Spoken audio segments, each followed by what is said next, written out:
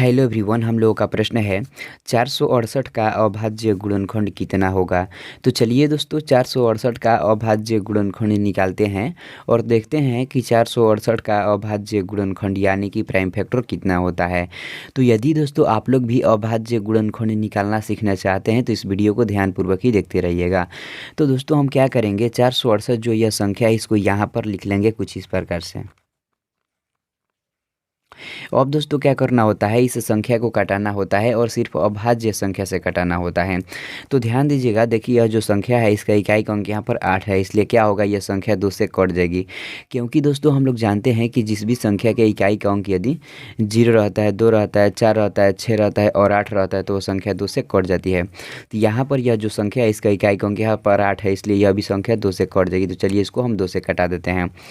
दोस्तों हमारे साथ आप लोग यहाँ पर प्रॉपर कटाना सीखिएगा, तो ही दोस्तों आप लोग इस तरह के अभाज्य गुणनखंड वाले सवाल बहुत ही आसानी से और जल्दी बना पाएंगे। ध्यान दीजिएगा दोस्तों, देखिए यहाँ पर तो पहले 4 है, तो क्या होगा, यह 4 जो है ना यह 2 से 2 बार में कट जाएगा क्योंकि 2 दूनी के 4 होता है। यहाँ पर तो 6 है, तो यह 6 भी इस 2 से 3 बार में कट जाएगा क्योंकि 2 तिहाई 6 होता है। यहाँ पर तो 8 है, तो यह 8 भी इस 2 से 4 बार में कट जाएगा क्योंकि 2 चौके 8 होता है। ध्यान दीजिएगा दोस्तों, देखिए यहाँ पर तो 234 आ गया, तो यह जो संख्या है ना यह भी 2 से कट जाएगी क्योंकि इस संख्या के इकाई का अंक यहाँ पर 4 है। तो चलिए इसको हम 2 से कटा देते हैं। ध्यान दीजिएगा दोस्तों, देखिए यहाँ पर तो पहले 2 है, तो क्या होगा, यह 2 जो है ना इस 2 से एक बार में कट जाएगा क्योंकि 2 इकाई 2 होता है। यहाँ पर तो दोस्तों 3 है, तो हम देखेंगे कि 2 के पहाड़ा में 3 आता है। तो जैसा कि दोस्तों हम लोग जानते हैं कि 2 के पहाड़ा में 3 नहीं आता है लेकिन 2 आता है, इसलिए हम क्या करेंगे, इस 3 को 2 बना देंगे। तो इस 3 को 2 बनाने के लिए क्या करना होगा, इस 3 में से इस 4 के पास 1 भेजना होगा। तो चलिए हम भेज देते हैं। ध्यान दीजिएगा दोस्तों, देखिए यहाँ पर तो 3 था लेकिन 3 में से इधर 1 चला गया, तो ये कितना हो गया, 2 हो गया। अब क्या होगा, यह 2 जो है ना इस 2 से एक बार में कट जाएगा क्योंकि 2 इकाई 2 होता है। ध्यान दीजिएगा दोस्तों, देखिए इस 4 के आगे आकर 1 लग गया है, तो 1 और 4 मिलकर कितना हो जाएगा, 14 हो जाएगा। तो अब क्या होगा, यह 14 भी इस 2 से 7 बार में कट जाएगा क्योंकि 2 7 14 होता है। ध्यान दीजिएगा दोस्तों, देखिए यहाँ पर तो 117 आ गया, तो यह जो संख्या है ना यह अब 2 से नहीं कट सकता। तो अब हम देखें क्या यह संख्या 3 से कटेगी। तो देखिए दोस्तों 3 से कटने का क्या नियम होता है, यदि किसी संख्या के अंकों का योग 3 से कट जाता है तो वह संख्या भी 3 से कट जाती है। तो चलिए इस संख्या के अंकों को जोड़ते हैं और देखते हैं क्या 3 से कटता है। ध्यान दीजिएगा, देखिए इस 1 में इस 1 को जोड़ेंगे तो कितना होगा, 2 होगा, और 2 में इस 7 को जोड़ेंगे तो 9 होगा। तो 9 जो संख्या है वो 3 से कट जाता है 3 बार में क्योंकि तितरी के 9 होता है, इसलिए यह जो संख्या है 117 यह भी 3 से कट जाएगी। तो चलिए इसको हम 3 से कटा देते हैं। ध्यान दीजिएगा दोस्तों, देखिए यहाँ पर तो पहले 11 है, तो हम देखेंगे कि 3 के पहाड़ा में 11 आता है। तो जैसा कि दोस्तों हम लोग जानते हैं कि 3 के पहाड़ा में 11 नहीं आता है लेकिन 9 आता है। तो दोस्तों हम क्या करेंगे, इस 11 को 9 बना देंगे।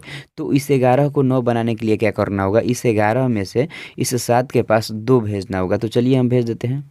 ध्यान दीजिएगा, यहाँ पर तो 11 था लेकिन 11 में से इधर 2 चला गया, देखिए कितना हो गया, 9 हो गया। अब क्या होगा, यह 9 जो है ना यह 3 से 3 बार में कट जाएगा क्योंकि तितरी के 9 होता है। देखिए दोस्तों इस 7 के आगे आकर 2 लग गया है, तो 2 और 7 मिलकर कितना हो जाएगा, 27 हो जाएगा।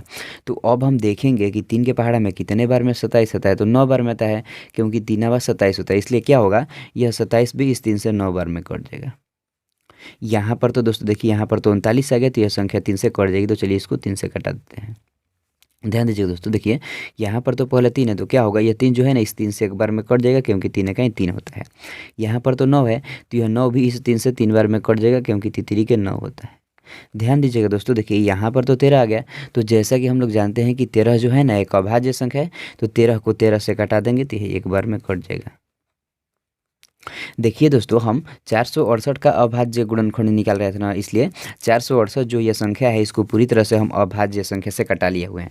अब हम यहाँ पर कुछ इस प्रकार से लिखेंगे 468 बराबर, देखिए दोस्तों 468 जो यह संख्या है 1 2 2 बार 2 से कटा है, और 1 2 2 बार 3 से कटा है, और 1 बार 13 से कटा है।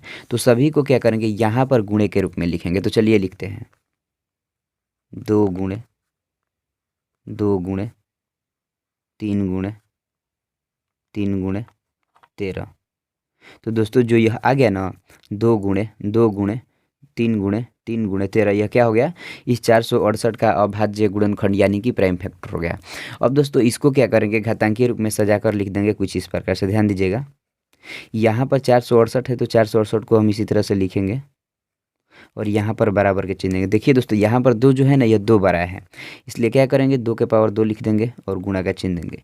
यहाँ पर 3 भी 2 बड़ा है, इसलिए क्या करेंगे 3 के पावर 2 लिखेंगे। और देखिए दोस्तों यहाँ पर 13 सिर्फ एक बार है, तो 13 को एक बार इसी तरह से लिख देंगे। तो यह जो दोस्तों हो गया ना, यह घातांक के रूप में हो गया। तो आई होप दोस्तों आप लोग इस वीडियो में जान गए होंगे कि 468 का अभाज्य गुणनखंड यानी कि प्राइम फैक्टर क्या होता है।